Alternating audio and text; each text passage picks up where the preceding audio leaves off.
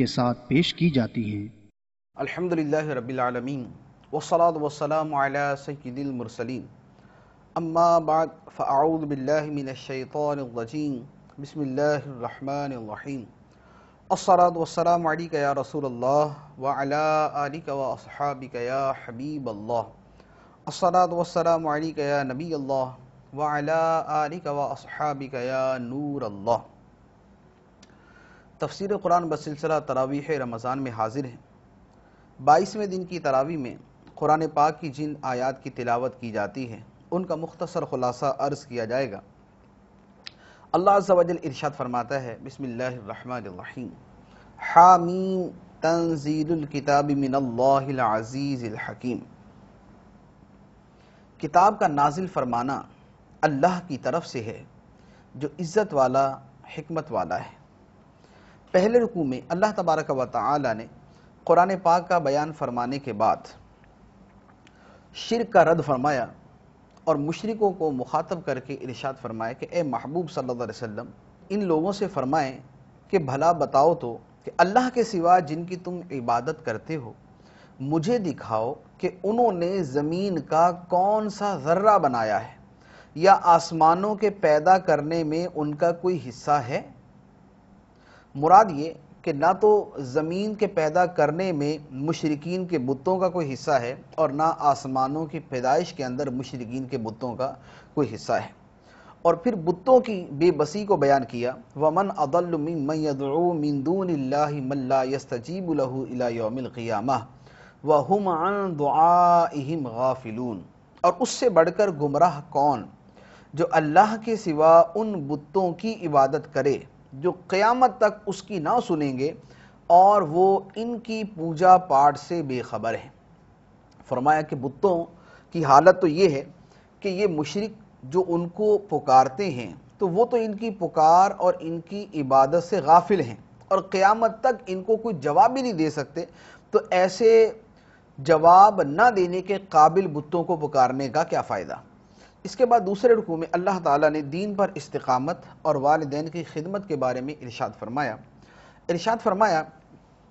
ان الذین قالوا ربنا اللہ ثم استقاموا فلا خوف علیہم ولا هم یحزنون۔ بے شک جنہوں نے کہا ہمارا رب اللہ ہے پھر اس پر ثابت قدم رہے تو ان پر نہ خوف ہے اور نہ وہ غمگین ہوں گے۔ جنہوں نے کہا کہ ہمارا رب اللہ ہے یعنی اللہ پر ایمان لائے، ثم استقاموا پھر وہ ہر حال میں ثابت قدم رہے، کسی طرح کی کوئی تکلیف، کوئی لالچ، کوئی مفاد، کوئی دنیاوی منفعت، کسی بھی طرح کی کوئی شے انہیں دین حق سے نہ ہٹا سکی، جیسے صحابہ کرام کے ساتھ ہوا کہ صحابہ کرام نے اسلام قبول کیا، اس کے بعد بے پناہ تکالیف انہیں پہنچائی گئی مگر کسی بھی حال میں دین پر استقامت کو انہوں نے ترک نہ کیا۔ تو فرمایا کہ جو اس طرح استقامت والے ہیں، ایمان کے بعد ثابت قدم رہتے ہیں، استقامت انہیں نصیب ہوتی ہے، فرمایا ان پر قیامت کے دن نہ کوئی خوف ہوگا اور نہ وہ غمگین ہوں گے۔ اور پھر فرمایا اولئک اصحاب الجنہ، یہ جنتی ہیں، خالدین فیہا، ہمیشہ جنت میں رہیں گے، جزاء بما کانوا یعملون، انہیں ان کے اعمال کا بدلہ دیا جائے گا۔ استقامت والوں کو، دین پر ثابت قدم رہنے والوں کو جنت کا صلہ دیا جائے گا۔ اس کے بعد فرمایا والدین کے بارے میں وَوَصَّيْنَا الْإِنسَانَ بِوَالِدَيْهِ إِحْسَانًا حَمَلَتْهُ أُمُّهُ كُرْهًا وَوَضَعَتْهُ كُرْهًا وَحَمْلُهُ وَفِصَالُهُ 30 شهرا حَتَّى إِذَا بَلَغَ أَشُدَّهُ وَبَلَغَ 40 سَنَةً قَالَ رَبِّ أَوْزِعْنِي أَنْ أَشْكُرَ نِعْمَتَكَ الَّتِي أَنْعَمْتَ عَلَيَّ وَعَلَى وَالِدَيَّ وَأَنْ أَعْمَلَ صَالِحًا تَرْضَاهُ وَأَصْلِحْ لِي فِي ذُرِّيَّتِي إِنِّي تُبْتُ إِلَيْكَ وَإِنِّي مِنَ الْمُسْلِمِينَ۔ اور ہم نے آدمی کو حکم دیا کہ اپنے ماں باپ سے بھلائی کرو۔ اس کی ماں نے اسے پیٹ میں تکلیف سے رکھا اور تکلیف سے اس کو جنا، اور اس کے حمل اور اس کے دودھ چھڑانے کی مدت 30 مہینے ہے، یہاں تک کہ جب وہ اپنی کامل قوت کی عمر کو پہنچا اور 40 سال کا ہو گیا تو اس نے عرض کیا، اے میرے رب مجھے توفیق دے کہ میں تیری نعمت کا شکر ادا کروں جو تو نے مجھ پر اور میرے ماں باپ پر فرمائی ہے، اور میں وہ کام کروں جس سے تو راضی ہو جائے، اور میرے لیے میری اولاد میں نیکی رکھ، میں نے تیری طرف رجوع کیا اور میں مسلمانوں سے ہوں۔ فرمایا کہ ہم نے والدین کو تاکید کی، والدین کے بارے میں آدمی کو حکم دیا کہ اپنے ماں باپ سے بھلائی کرو، اور پھر والدہ کا مقام، ماں کا مقام بطور خاص بیان فرمایا کہ ماں کا مقام و مرتبہ زیادہ ہے، اس کی خدمت کی زیادہ حاجت ہے۔ حملتہ امہ کرہا ووضعتہ کرہا، کہ اس کی ماں نے اسے پیٹ میں تکلیف سے رکھا اور تکلیف سے اس کو جنا، تو چونکہ ماں اس راہ میں مشقتیں زیادہ اٹھاتی ہے، اس لیے اس کا حق بھی شریعت نے زیادہ رکھا۔ اس کے بعد پھر جو والدین کی خدمت کرنے والے ہیں، جو والدین سے حسن سلوک کرنے والے، ان کے ساتھ احسان کرنے والے، اپنے لیے اور ان کے لیے دعا مانگنے والے ہیں اور نیکی کی راہ پر چلنے والے ہیں، اللہ تبارک و تعالیٰ فرماتا ہے اولئک الذین نتقبل عنہم احسن ما عملوا ونتجاوز عن سیئاتہم فی اصحاب الجنہ وعد الصدق الذی کانوا یوعدون۔ یہی وہ لوگ ہیں جن کے اچھے اعمال ہم قبول فرمائیں گے، جن کے اچھے اعمال ہم قبول فرمائیں گے اور ان کی خطاؤں سے درگزر کریں گے، یہ لوگ جنت والوں میں شامل ہوں گے، یہ سچا وعدہ ہے جو ان سے کیا جاتا تھا۔ تو ماں باپ کی خدمت کرنے والوں، ان کے لیے دعا کرنے والوں اور نیکی کی راہ پر چلنے والوں کے بارے میں اللہ تعالیٰ فرماتا ہے کہ یہ وہ لوگ ہیں کہ جن کے اچھے اعمال اللہ قبول فرمائے گا، جن کی خطاؤں کو معاف فرمائے گا، جنہیں جنتی لوگوں میں شامل فرمائے گا، اور فرمایا کہ یہ اللہ کا سچا وعدہ ہے جو ان سے کیا جاتا ہے۔ تو یہ اللہ تعالیٰ کا سچا وعدہ ہے ماں باپ کی خدمت کرنے والوں کے ساتھ۔ اس کے بعد پھر مزید اسی اگلی آیات کے اندر بھی والدین کے بارے میں ہی ارشاد فرمایا، اور اسی سے مفہوماً یہ نکلتا ہے کہ اس میں بھی یہی فرمایا کہ والدین کو اف تک نہ کہو۔ پہلے 15ویں پارے میں گزرا، وہاں صراحت کے ساتھ فرمایا گیا، یہاں ایک اور انداز میں فرمایا گیا کہ وہ لوگ بدبخت ہیں کہ جو اپنے ماں باپ کی خدمت کرنے کی بجائے ان سے اکتا جاتے ہیں، ان سے بیزار ہو جاتے ہیں اور ان کے ساتھ برا سلوک کرتے ہیں۔ اس کے بعد تیسرے رکوع میں اللہ تعالیٰ نے قوم عاد کا بیان کیا اور قوم عاد پر جو عذاب آیا اس کی کیفیت بیان کی۔ قوم عاد پر عذاب اس طرح آیا کہ ہر طرف سے بادل آ گئے، قوم بڑی خوش ہوئی کہ بادل آگے، بارش ہوگی، خوشحالی ہوگی، ہریالی ہوگی، ہر طرف موسم اچھا ہو جائے گا۔ تو اللہ تبارک و تعالیٰ اسی کا منظر بیان فرماتا ہے فَلَمَّا رَأَوْهُ عَارِضًا مُسْتَقْبِلَ أَوْدِيَتِهِمْ، پھر جب انہوں نے بادل کی طرح آسمان کے کنارے میں پھیلا ہوا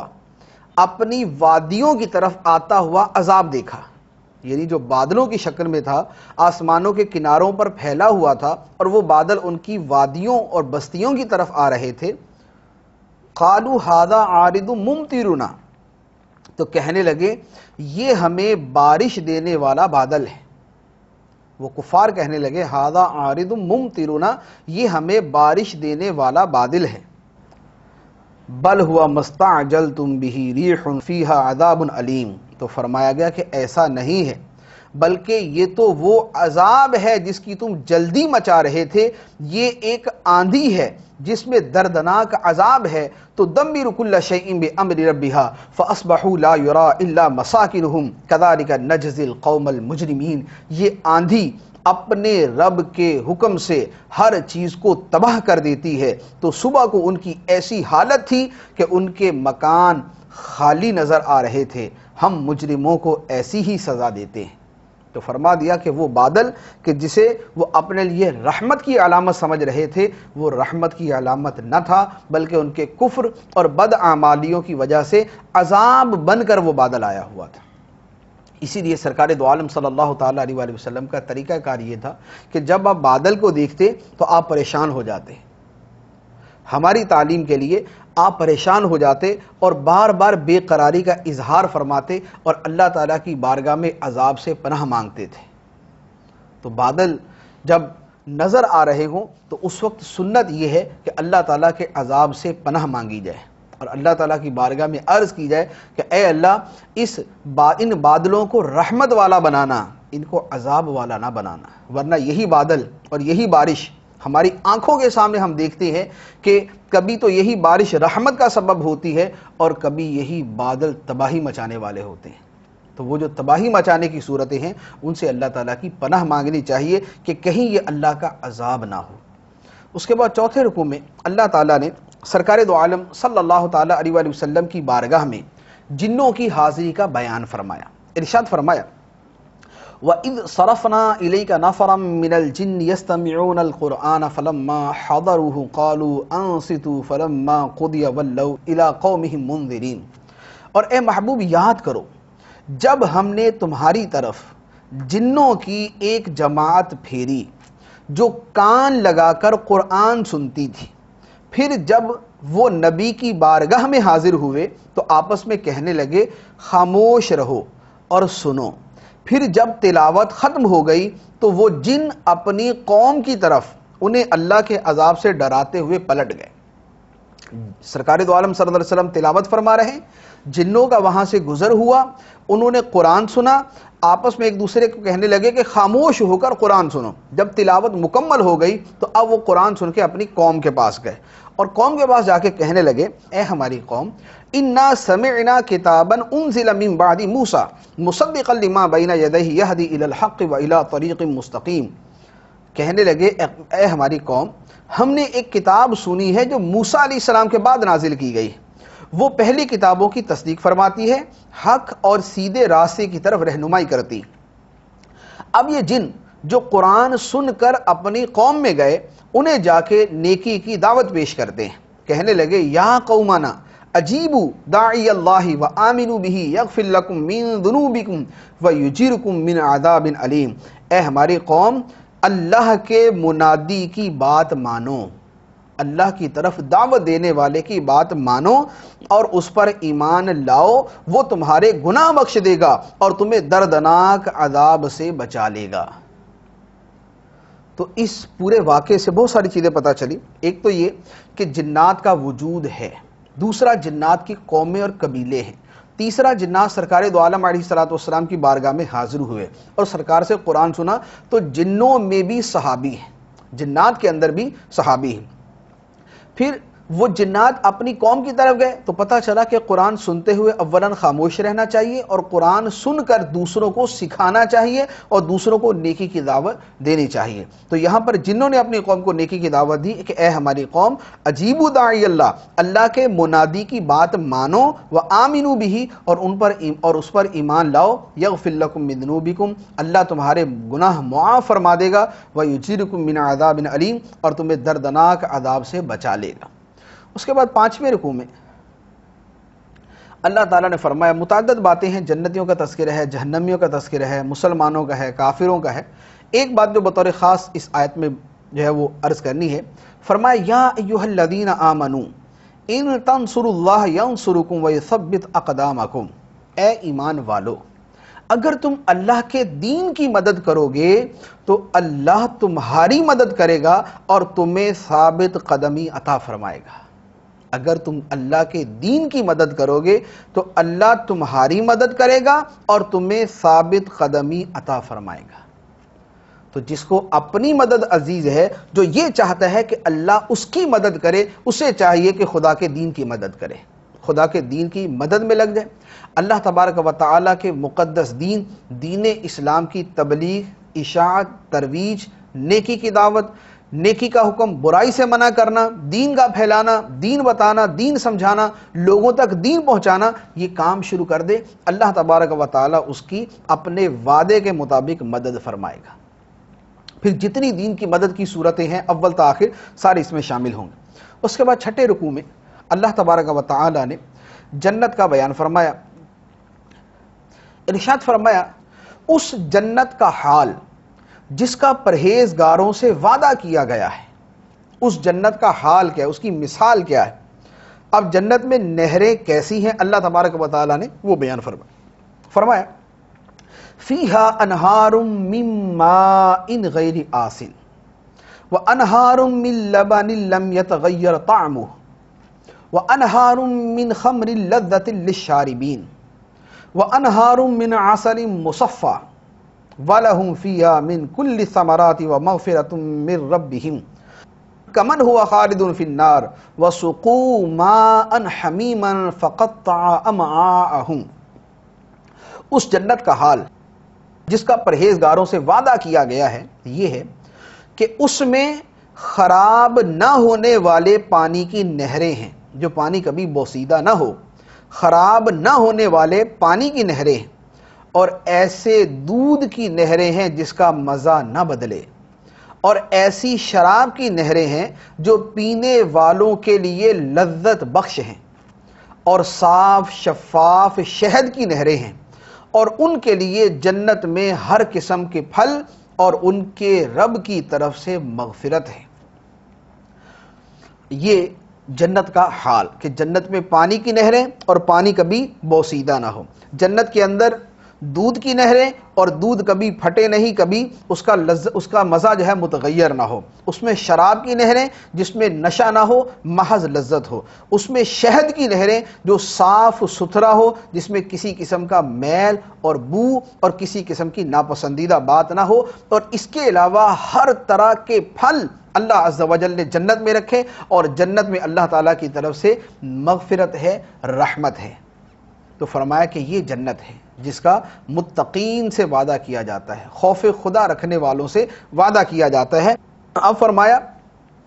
کہ کیا یہ جنتی اس جہنمی کے برابر ہو سکتا ہے جس جہنمی کی یہ کیفیت ہے، من ہوا خالد فی النار، جو ہمیشہ آگ میں رہنے والا ہے، وَسُقُوا مَاءً حَمِيمًا فَقَطَّعَ أَمْعَاءَهُمْ، جنہیں کھولتا ہوا پانی پلایا جائے گا تو وہ ان کی آنتوں کے ٹکڑے ٹکڑے کر دے گا۔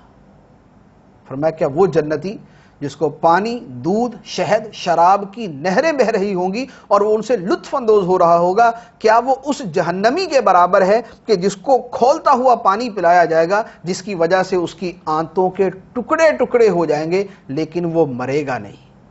اسی عذاب کے اندر مسلسل رہے گا؟ تو یقیناً وہ جنتی جو نعمتوں میں، رحمتوں میں اور اللہ تعالیٰ کی مغفرتوں میں ہے، وہ اس جہنمی کے برابر نہیں ہو سکتا جو عذاب میں ہے، جو تکلیف میں ہے، جو کھولتے ہوئے پانی کو پی رہا ہے۔ اللہ تعالیٰ ہمیں جنتیوں کے گروہ میں داخل فرمائے۔ اس کے بعد 7ویں رکوع میں اللہ تعالیٰ نے منافقین کا بیان کیا، فرمایا کہ مسلمان کہتے ہیں جہاد کے متعلق کوئی صورت کیوں نہیں اتاری گئی، پھر جب کوئی واضح صورت اتاری جاتی ہے اور اس میں جہاد کا حکم دیا جاتا ہے تو تم ان لوگوں کو دیکھو گے جن کے دلوں میں منافقت کی بیماری ہے کہ تمہاری طرف ایسے دیکھتے ہیں جیسے وہ دیکھتا ہے جس پر موت چھائی ہوئی ہو۔ موت چھائی ہوئی ہو تو جیسے موت کی حالت میں آدمی دیکھتا ہے کہ میں کہاں پھنس گیا، اسی طرح جب اللہ تعالیٰ کی طرف سے راہ خدا میں جہاد کا حکم نازل ہوتا ہے تو ان لوگوں کی حالت ہوتی ہے۔ تو فرمایا کہ ان کے لیے فرما برداری کرنا اور اچھی بات کہنا بہتر تھا، ان کے لیے فرما برداری کرنا اور اچھی بات کہنا بہتر تھا۔ جو کامل الایمان ہیں ان میں تو شاید و باید کسی کی ایسی حالت ہو، منافقوں کی یہ حالت زیادہ تھی۔ اس کے بعد اللہ تبارک و تعالی نے 8ویں رکوع میں منافقین کا مزید بیان کیا کہ منافقین کے بہت سارے عیوب ہیں جن میں سے متعدد کو بیان کیا۔ پہلے جو گزرا ہے یہ ہے بزدلی، موت سے ڈرنا، دنیا سے محبت کرنا، یہ منافقت کی علامت ہے۔ اگلے رکوع میں ارشاد فرمایا ام حسب الذین فی قلوبہم مرض ان لن یخرج اللہ اضغانہم، کیا جن لوگوں کے دلوں میں بیماری ہے منافقت کی، وہ اس گھمنڈ میں ہیں کہ اللہ ان کے چھپے ہوئے بغض و کینے کو ظاہر نہ فرمائے گا۔ جو مسلمانوں کے ساتھ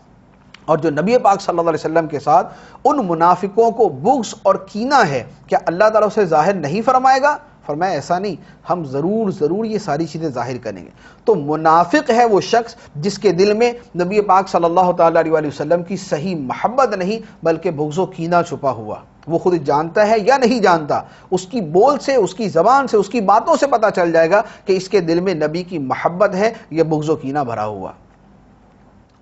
پھر اس کے بعد اللہ تعالیٰ نے دنیا کی حقیقت بیان فرمائی اور دنیا کے بارے میں سمجھایا۔ ارشاد فرمایا انما الحیات الدنیا لعب و لہو، وَإِن تُؤْمِنُوا وَتَتَّقُوا يُؤْتِكُمْ أُجُورَكُمْ وَلَا يَسْأَلُكُمْ أَمْوَالَكُمْ، کہ دنیا کی زندگی تو یہی کھیل کود ہے، اور اگر تم ایمان لاؤ اور پرہیزگاری کرو تو وہ تمہیں تمہارے ثواب عطا فرمائے گا، اور کچھ تم سے تمہارے مال نہ مانگے گا۔ اللہ تم سے تمہارے مال اپنے لیے نہیں مانگے گا،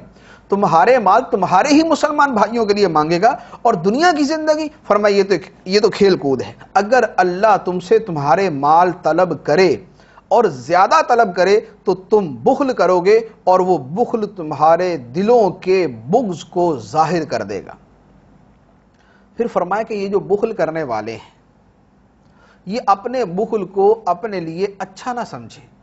ہاں انتم ہؤلاء تدعون لتنفقوا فی سبیل اللہ فمنکم من یبخل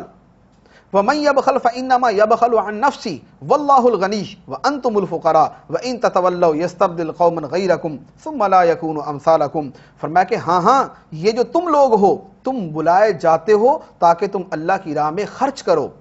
تو تم میں کوئی بخل کرتا ہے، اور جو بخل کرے وہ اپنی ہی جان سے بخل کرتا ہے، اور اللہ بے نیاز ہے اور تم سب محتاج ہو۔ تو تم سے اللہ تبارک و تعالی تمہارے مال اپنے مسلمان بھائیوں پر خرچ کرنے کے لیے فرماتا ہے، تو معاذ اللہ خدا کو اس کی حاجت نہیں، واللہ الغنی، اللہ بے نیاز ہے، وانتم الفقراء، تم محتاج ہو، کہ تم مال کے بھی محتاج اور مال خرچ کر کے اللہ تعالیٰ کی مغفرت اور رحمت کے بھی محتاج ہو۔ فرمایا وَإِن تَتَوَلَّوْا، اور اگر تم منہ پھیرو گے، اللہ کی اطاعت سے، اللہ کے حکم سے منہ پھیرو گے، يَسْتَبْدِلْ قَوْمًا غَيْرَكُمْ، تو وہ تمہارے سوا اور لوگ بدل دے گا، ثُمَّ لَا يَكُونُوا أَمْثَالَكُمْ، پھر وہ تم جیسے نہ ہوں گے۔ اللہ تعالیٰ تمہیں بدل دے گا، اگر تم اللہ کی اطاعت نہ کرو گے تو اللہ تعالیٰ تم کو ہٹا دے گا، تمہاری جگہ اور لوگوں کو لے آئے گا، اور وہ تمہارے جیسے نہ ہوں گے۔ تو اگر کوئی شخص حکم خدا پہ عمل نہیں کرتا یا دین کی خدمت نہیں کرتا تو اللہ تعالیٰ کو اس کی کوئی حاجت نہیں، اللہ تعالیٰ ان لوگوں کو بدل دے گا، ان کی جگہ دوسروں کو لے آئے گا جو ان پہلے جیسے نہ ہوں گے بلکہ اللہ تعالیٰ کے احکامات کے پابند ہوں گے۔ اس کے بعد 90 رکوع میں پہلی آیت میں اللہ تعالیٰ نے فتح مکہ کی بشارت دی، فرمایا انا فتحنا لک فتحا مبینا، بے شک ہم نے تمہارے لیے روشن فتح کا فیصلہ فرما دیا۔ روشن فتح مکہ مکرمہ کی فتح، کہ مکہ مکرمہ فتح ہوگا اور مسلمان وہاں پر خدمات سر انجام دیں گے۔ اس کے بعد سرکار دو عالم صلی اللہ علیہ وآلہ وسلم کی عظمت و شان بیان فرمائی، فرمایا انا ارسلناک شاہدا و مبشرا و نذیرا، بے شک اے نبی ہم نے تمہیں حاضر و ناظر اور خوشخبری دینے والا اور ڈر سنانے والا بنا کر بھیجا۔ اب نبی پاک صلی اللہ علیہ وسلم تو ان شانوں کے ساتھ تشریف لے آئے، اب مومنوں کو کیا حکم ہے؟ ارشاد فرمایا لِتُؤْمِنُوا بِاللَّهِ وَرَسُولِهِ وَتُعَزِّرُوهُ وَتُوَقِّرُوهُ وَتُسَبِّحُوهُ بُكْرَةً وَأَصِيلًا، تاکہ اے لوگو تم اللہ اور اللہ کے رسول پر ایمان لاؤ اور رسول کی تعظیم و توقیر کرو، اور صبح و شام اللہ کی پاکی بیان کرو۔ نبی کی تعظیم کرو اور صبح و شام اللہ کی پاکی بیان کرو۔ پہلے ایمان کا تذکرہ کیا، پھر نبی کی تعظیم کا تذکرہ کیا، اور پھر اللہ تعالیٰ کا ذکر کرنے کا تذکرہ کیا۔ پتہ چلا کہ اللہ تعالیٰ کے ذکر کرنے کا مقام بعد میں ہے، نبی کی تعظیم کا مقام پہلے ہے۔ اگر سرکار دو عالم صلی اللہ علیہ وسلم کی تعظیم چھوڑ کر، ترک کر کے خدا کا ذکر کیا جائے تو ایسا ذکر خدا کی بارگاہ میں مقبول نہیں بلکہ مردود ہے۔ اس کے بعد صحابہ کرام نے صلح حدیبیہ کے موقع پر سرکار دو عالم صلی اللہ تعالیٰ علیہ وآلہ وسلم سے بیعت کی تھی۔ سرکار دو عالم صلی اللہ علیہ وسلم کے دستے مبارک میں اپنا ہاتھ دے کر بیعت کی۔ اللہ تعالیٰ ارشاد فرماتا ہے، اور سرکار کی کتنی بڑی عظمت اس میں بیان فرمائی گئی، فرمایا ان الذین یبایعونک انما یبایعون اللہ ید اللہ فوق ایدیہم، بے شک جو لوگ اے محبوب تمہاری بیعت کرتے ہیں وہ تو اللہ سے بیعت کرتے ہیں، ان کے ہاتھوں پر اللہ کا ہاتھ ہے، ان کے ہاتھوں پر اللہ کا ہاتھ ہے، کہ جو نبی کریم صلی اللہ تعالیٰ علیہ وسلم کے دستے مبارک پر بیعت کرنے والے ہیں وہ ایسے ہیں کہ وہ خدا سے بیعت کرنے والے ہیں، وہ خدا سے بیعت کر رہے ہیں۔ جو نبی کی بارگاہ میں حاضر ہیں وہ گویا خدا کی بارگاہ میں حاضر ہیں، اور جو نبی سے عہد و پیمان کر رہے ہیں گویا وہ خدا سے عہد و پیمان کر رہے ہیں۔ نبی سے وعدہ کرنے والے خدا سے وعدہ کرنے والے ہیں۔ اس میں نبی پاک صلی اللہ علیہ وسلم کی عظمت و شان کا انتہائی درجے کا بیان بھی ہے، اور صحابہ کرام کی عظمت و شان بھی ہے کہ جنہیں اللہ تعالیٰ فرماتا ہے کہ یہ خدا سے بیعت کرنے والے ہیں۔ اس کے بعد 10ویں رکوع میں اللہ تبارک و تعالیٰ نے منافقین کا بیان کیا کہ منافق اپنے مال اور اپنے گھر والوں میں مشغول ہو کر راہ خدا میں نکلنے سے رک جاتے ہیں۔ منافق اپنے مال اور اپنے گھر والوں میں مشغول رہتے ہیں اور نبی پاک صلی اللہ علیہ وسلم کے ساتھ جہاد میں جانے سے کتراتے ہیں۔ تو مال و دولت کی ایسی محبت کہ جو خدا سے دور کر دے، جو خدا کے احکام سے دور کر دے، یہ مسلمان کا کام نہیں، یہ منافق کا کام۔ اس کے بعد 11ویں رکوع میں اللہ تعالیٰ نے اسی صلح حدیبیہ والی بیعت کا تذکرہ کیا جسے بیعت رضوان کہا جاتا ہے، اور اس میں صحابہ کرام کی شان بھی ہے۔ فرمایا لقد رضی اللہ عن المؤمنین اذ یبایعونک تحت الشجرہ فعلم ما فی قلوبہم فانزل السکینۃ علیہم واثابہم فتحا قریبا۔ بے شک اللہ ایمان والوں سے راضی ہوا جب وہ حدیبیہ کے مقام پر درخت کے نیچے اے محبوب تمہاری بیعت کر رہے تھے، تو اللہ کو وہ معلوم تھا جو ان کے دلوں میں تھا، تو اللہ نے ان پر اطمینان اتارا اور انہیں جلد آنے والی فتح کا انعام دیا۔ صحابہ کرام کے بارے میں فرمایا کہ اللہ تعالیٰ ان مومنوں سے راضی ہے جو اے محبوب درخت کے نیچے تم سے بیعت کر رہے تھے۔ درخت کے نیچے کون بیعت کر رہا تھا؟ 1400 صحابہ کرام تھے جو اس درخت کے نیچے سرکار دو عالم صلی اللہ علیہ وسلم سے بیعت کر رہے تھے، جس میں سیدنا صدیق اکبر، سیدنا عمر فاروق،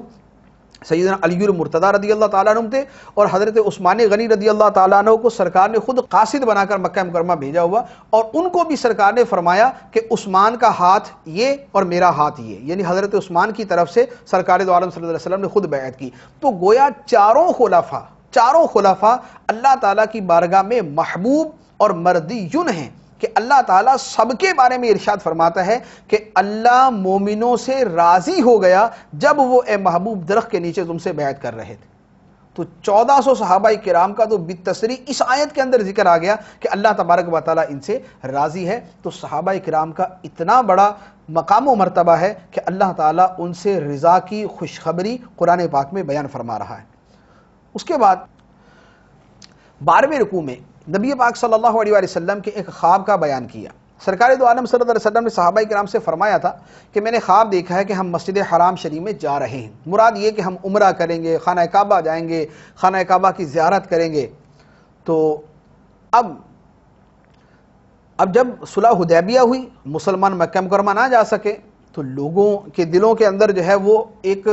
رنج پیدا ہوا کہ سرکار دو عالم صلی اللہ علیہ وسلم نے تو ہم سے یہ بیان فرمایا تھا کہ ہم خانہ کعبہ جائیں گے، مکہ مکرمہ جائیں گے، خانہ کعبہ کا طواف کریں گے، لیکن ہمیں تو واپس آنا پڑ گیا۔ صلح حدیبیہ کر کے مسلمان واپس آ گئے تھے۔ تو جب صحابہ کرام نے سرکار دو عالم صلی اللہ علیہ وسلم کی بارگاہ میں عرض کیا تو سرکار نے فرمایا کہ میں نے یہ کب کہا تھا کہ اسی سال جائیں گے، اللہ تعالیٰ نے مجھے یہ خواب دکھایا ہے، اللہ عز و جل اس خواب کو سچا فرمائے گا، ہم ضرور جائیں گے۔ اور الحمدللہ اس سے اگلے سال صحابہ کرام کے ساتھ نبی پاک صلی اللہ علیہ وسلم نے عمرہ ادا فرمایا۔ اللہ تعالیٰ اسی کے بارے میں بیان فرماتا ہے لقد صدق اللہ رسولہ الرؤیا بالحق، بے شک اللہ نے اپنے رسول کا خواب سچا کر دکھایا۔ وہ کیا؟ لَتَدْخُلُنَّ الْمَسْجِدَ الْحَرَامَ إِنْ شَاءَ اللَّهُ آمِنِينَ مُحَلِّقِينَ رُؤُوسَكُمْ وَمُقَصِّرِينَ، کہ تم ضرور مسجد حرام میں امن و امان سے داخل ہوگے، کچھ اپنے سروں کو منڈاتے ہوئے اور کچھ بال ترشواتے ہوئے، حلق کرواتے یا قصر کرواتے، اس کا بیان۔ اس کے بعد سرکار دو عالم صلی اللہ علیہ وسلم کی شان بیان فرمائی اور دین اسلام کا غلبہ بیان فرمایا۔ هو الذی ارسل رسولہ بالہدی ودین الحق لیظہرہ علی الدین کلہ وکفی باللہ شہیدا، وہی اللہ ہے جس نے اپنے رسول کو ہدایت اور سچے دین کے ساتھ بھیجا تاکہ اسے سب دینوں پر غالب کر دے، اور اللہ کافی گواہ ہے۔ دین اسلام سب دینوں پر غالب ہوگا، ہوتا چلا آیا، ہو رہا ہے اور ہوگا، اور انشاءاللہ عز و جل دین اسلام ہی سارے دینوں پر غالب ہوگا۔ اپنے دلائل کے اعتبار سے تو قطعی طور پر پہلے دن سے ہے، لیکن ظاہری دنیاوی غلبے کے اعتبار سے بھی دین اسلام ساری دنیا کے دینوں پر غالب آئے گا۔ اس کے بعد سرکار دو عالم صلی اللہ علیہ وسلم کی شان اور صحابہ کرام کی شان بیان فرمائی۔ ارشاد فرمایا محمد الرسول اللہ، محمد اللہ کے رسول ہیں۔ والذین معه اشداء علی الکفار رحماء بینہم تراہم رکعا سجدا یبتغون فضلا من اللہ ورضوانا، اور ان کے ساتھ والے یعنی سرکار دو عالم صلی اللہ علیہ وسلم کے ساتھ والے صحابہ کرام کافروں پر سخت آپس میں نرم دل ہیں، تو انہیں رکوع کرتے ہوئے سجدے کرتے ہوئے دیکھے گا، اللہ کا فضل و رضا چاہتے ہوئے۔ ان کی علامت ان کے چہروں میں سجدوں کے نشان سے ہے، یہ ان کی صفت تورات اور انجیل میں ہے، اور یہی انجیل میں ہے، اور ان کی صفت ایسے ہے جیسے ایک کھیتی ہو جس نے اپنی باریک سی کومپل نکالی، پھر اسے طاقت دی، پھر وہ موٹی ہو گئی، پھر اپنے تنے پر سیدھی کھڑی ہو گئی، کسانوں کو اچھی لگتی ہے۔ اللہ نے مسلمانوں کی یہ شان اس لیے بڑھائی تاکہ ان سے کافروں کے دل جلیں۔ اللہ نے ان میں سے ایمان والوں اور اچھے کام کرنے والوں سے بخشش اور بڑے ثواب کا وعدہ فرمایا۔ یہاں پر فرمایا کہ صحابہ کرام کی شان اور کامل ایمان والوں کی شان یہ ہے، نمبر 1 کافروں پہ سخت، نمبر 2 مسلمانوں پہ نرم دل، نمبر 3 رکوع کرتے ہوئے سجدے کرتے ہوئے دیکھے گا، اللہ کا فضل اور اس کی رضا تلاش کرتے ہوئے دیکھے گا، ان کے چہروں کے اوپر سجدوں کے نشانات ہوں گے کہ جو ان کے چہروں کے آثار سے نمایاں ہوں گے۔ اور پھر فرمایا کہ ان کی یہ شان، صحابہ کی یہ شان تورات میں بھی ہے اور صحابہ کی اس شان کا بیان انجیل کے اندر بھی ہے۔ پھر فرمایا کہ اللہ تعالیٰ جو ان صحابہ کو ترقی دے رہا ہے تو یہ اس لیے ہے تاکہ ان سے کفار کے دل جلے۔ تو مفسرین نے اسی میں فرمایا کہ صحابہ کرام سے جس کا دل جلتا ہے قرآن پاک کی روح سے، یہ کفار کی صفات والا ہے کہ صحابہ کرام سے اس کا دل جلتا ہے۔ تو اللہ تبارک و تعالیٰ نے صحابہ کرام کی شان اور ان کے ساتھ مغفرت اور اجر عظیم کا وعدہ فرمایا۔ اس کے بعد 13ویں رکوع میں سورہ حجرات شروع ہوتی ہے، اس میں سرکار دو عالم صلی اللہ علیہ وسلم کی تعظیم کا بیان ہے۔ فرمایا اے ایمان والو، اللہ اور اللہ کے رسول سے آگے نہ بڑھو، اللہ سے ڈرو، بے شک اللہ سننے والا جاننے والا۔ اے ایمان والو، اپنی آواز نبی کی آواز پر اونچی نہ کرو اور حضور کی بارگاہ میں بلند آواز سے کوئی بات نہ کرو، جیسے ایک دوسرے کے سامنے بلند آواز سے بات کرتے ہو، کہیں تمہارے اعمال برباد نہ ہو جائیں اور تمہیں خبر بھی نہ ہو۔ نبی کی بارگاہ میں آواز بلند نہ کرو۔ پھر فرمایا بے شک وہ لوگ جو اللہ کے رسول کے پاس اپنی آوازیں نیچی رکھتے ہیں، یہی وہ لوگ ہیں جن کے دلوں کو اللہ نے پرہیزگاری کے لیے پرکھ لیا ہے، ان کے لیے بخشش اور بڑا ثواب ہے۔ بے شک جو لوگ اے محبوب تمہیں حجروں کے باہر سے پکارتے ہیں بڑے بیوقوف ہیں، ان میں اکثر کو عقل نہیں۔ اگر وہ صبر کرتے یہاں تک کہ تم خود ان کے پاس تشریف لے آتے تو یہ ان کے لیے بہتر تھا، اور اللہ بخشنے والا مہربان ہے۔ یہ سرکار دو عالم صلی اللہ علیہ وسلم کے گھر کے آداب بیان کیے۔ حضور کی بارگاہ میں جاؤ، بات یوں کرو، بولو اتنی آواز سے، دروازہ نہ کھٹکھٹاؤ، باہر کھڑے ہو کے انتظار کرو، حضور خود تمہارے پاس تشریف لے آئیں، یہ تمہارے لیے بہتر ہے۔ باہر سے یا محمد یا رسول کہہ کے آوازیں نہ دو، انتظار کرو۔ سرکار دو عالم صلی اللہ علیہ وسلم خود اپنی مرضی سے، اپنی خوشی سے، اپنے ارادے سے خود باہر تشریف لے آئیں، یہ تمہارے حق میں بہتر ہے۔ اللہ تبارک و تعالیٰ نے بارگاہ نبوی کا ایک ایک ادب بیان فرمایا۔ اس کے بعد ارشاد فرمایا کہ اے ایمان والو، اگر تمہارے پاس کوئی فاسق خبر لائے تو تحقیق کر لیا کرو، کہیں کسی قوم کو انجانے میں تکلیف نہ دے بیٹھو، پھر اپنے کیے پر شرمندہ ہونا پڑے۔ یعنی یہ نہیں ہے کہ مجھے کسی نے آ کے بتایا تو اب آگے جا کے جو نا اس کو بیان کر دیا یا آگے جا کے کسی سے حساب لینا شروع کر دیا۔ فرمایا کہ تمہارے پاس کوئی خبر آئے تو تحقیق کرو۔ ہمارے ہاں لڑائیوں کی بنیادی وجہ یہ ہوتی ہے خاندانوں میں، دوستوں میں، کہ ایک نے آ کے چغلی کی، اب یہ اس کی بات پر اعتماد کر کے بیٹھ گیا اور اس کے بارے میں کینہ بغض اپنے دل میں رکھ کے بیٹھ گیا۔ تو فرمایا کہ یہ طریقہ کار نہیں، جب کوئی خبر آئے پہلے تحقیق کرو، یہ نہ ہو کہ بغیر تحقیق کے تم آگے جا کے لڑ پڑو، سارا کچھ کر دو، اس کے بعد پتہ چلے خبر ہی جھوٹی تھی، پھر تمہیں شرمندہ ہونا پڑے۔ یہ وہ اصول ہے جو ایک گھر سے شروع ہو کر عالمی سطح تک کے ہر کام کے اندر کار فرمائے۔ یہ نہیں ہے کہ جھوٹی خبریں پھیلا کے ملک تباہ کر دو اور اس کے بعد بولو کہ غلطی ہو گئی۔ فرمایا یہ طریقہ کار نہیں ہے، بلکہ خبر آئے حقیقتاً اس کی تحقیق کرو اور اس کے بعد کوئی قدم اٹھاؤ۔ اس کے بعد اخلاقی تعلیمات ارشاد فرمائی، ایک دوسرے کا مذاق نہ اڑاؤ، ہو سکتا ہے جس کا تم مذاق اڑا رہے ہو وہ تم سے بہتر ہو۔ ایک دوسرے کا مذاق نہ اڑاؤ، ہو سکتا ہے جس کا مذاق اڑا رہے ہو وہ تم سے بہتر ہو۔ مرد کا مذاق نہ اڑائے، عورت کا مذاق نہ اڑائے، ایک دوسرے کو تانا نہ دو، ایک دوسرے کے الٹے سیدھے نام نہ رکھو،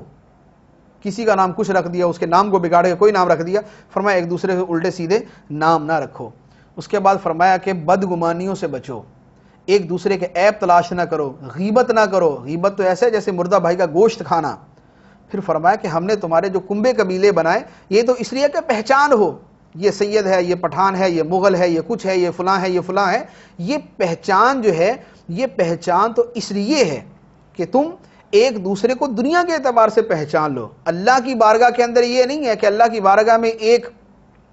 جو برادری والا ہے وہ دوسری برادری والے سے افضل ہے. فرمایا اللہ کی بارگاہ میں ایک پیمانہ ہے، ان اکرمکم عند اللہ اتقاکم، بے شک اللہ کے نزدیک تم میں زیادہ عزت والا وہ ہے جو زیادہ پرہیزگار ہے، جس میں تقوی زیادہ، خوف خدا زیادہ، جو نیک زیادہ، جو پرہیزگار زیادہ ہے، اللہ کی بارگاہ میں مرتبہ اس کا زیادہ ہے. اس کے بعد 15ویں رکوع کے اندر سورہ قاف شروع ہوتی ہے. سورہ قاف کے اندر اللہ تعالیٰ نے اپنی قدرت کا بیان فرمایا. اس کے بعد کرامن کاتبین کا بیان فرمایا کہ بندہ کوئی بولتا ہے اس کے پاس فرشتہ موجود ہے جو اس کو لکھنے والا ہے. تو ہر بات آدمی سوچ کر بولے کہ فرشتہ نامہ اعمال میں اس کو لکھ رہا ہے اور خدا کی بارگاہ میں پیش ہونا ہے. اس کے بعد 17ویں رکوع کے اندر اللہ تعالیٰ نے نیک لوگوں کا تذکرہ فرمایا کہ جو رحمان سے بن دیکھے ڈرتے ہیں اور اللہ کی بارگاہ میں رجوع کرنے والا دل لے کر حاضر ہوتے ہیں. فرمایا کہ یہ لوگ جنت میں داخل ہوں گے. اس کے بعد 18ویں رکوع میں اللہ تبارک و تعالی نے مختلف قسمیں بیان فرمانے کے بعد قیامت کی قسم بیان فرمائی کہ قیامت یقیناً واقع ہونے والی ہے. پھر متقین پرہیزگاروں کا واقعہ بیان کیا. بے شک پرہیزگار لوگ باغوں اور چشموں میں ہوں گے، اپنے رب کی عطائیں لیتے ہوں گے، اور ان کی حالت یہ تھی کہ دنیا میں نیکیاں کرتے تھے، رات کو کم سویا کرتے تھے، رات کے آخری پہروں میں بخشش مانگتے تھے، ان کے مالوں میں مانگنے والوں کا اور محروم لوگوں کا حق تھا. فرمایا کہ یہ لوگ نیک تھے، راتوں کو سوتے کم تھے، مغفرت مانگتے تھے، خدا سے ڈرتے تھے. پھر فرمایا کہ آسمان و زمین اور ساری کائنات کے اندر ہم نے اپنی نشانیاں رکھی ہے. جس قدر ترقی ہوتی جائے گی، جس قدر آسمان زمین میں غور ہوگا، اللہ تعالیٰ کی قدرت اتنی ہی ظاہر ہوتی جائے گی. اللہ تبارک و تعالیٰ ہمیں نیک لوگوں میں شامل فرمائے اور اپنے ان بندوں میں شامل فرمائے جو اللہ تبارک و تعالیٰ پر کامل ایمان رکھنے والے ہیں اور جن کا ایمان اللہ تعالیٰ پر بڑھتا چلا جاتا ہے. آمین بجاہ النبی الامین صلی اللہ تعالیٰ علیہ وسلم. یا علی